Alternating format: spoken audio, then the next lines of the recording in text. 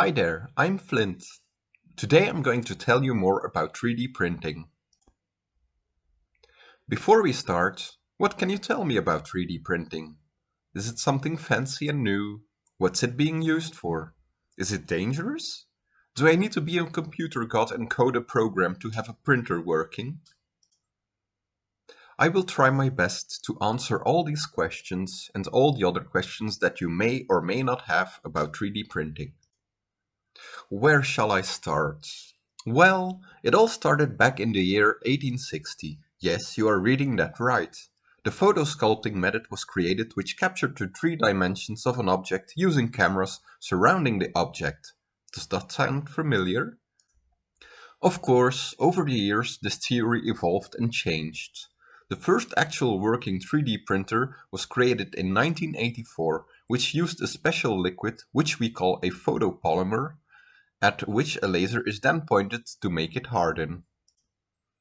Over the years we were starting to use different materials like plastic wire or powders.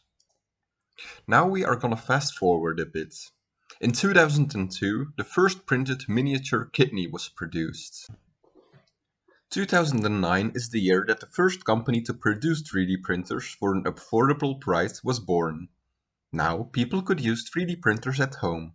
Basically, all you had to do was make a 3D sketch on your computer and then connect it to the 3D printer like you would do with any normal printer. Before this, 3D printing was only used in an industrial setting.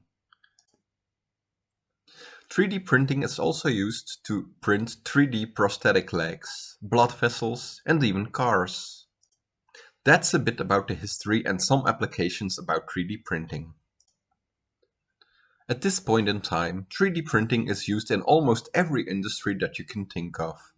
Toys are being printed by us at our homes that we created ourselves. Talking about homes, did you know that the largest and most expensive 3D printer is used exactly for that? Printing homes.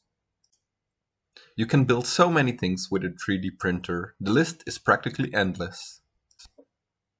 So, all in all, we can say that 3D printing is really helping us out. But what about the dangers? I'm pretty sure you can think of some, right? There are already cases where people have used 3D printers to print their own weapons like guns. The law against these weapons isn't really here yet. I hope you found some answers to some questions you may have had about 3D printing. Now, onwards to the next future.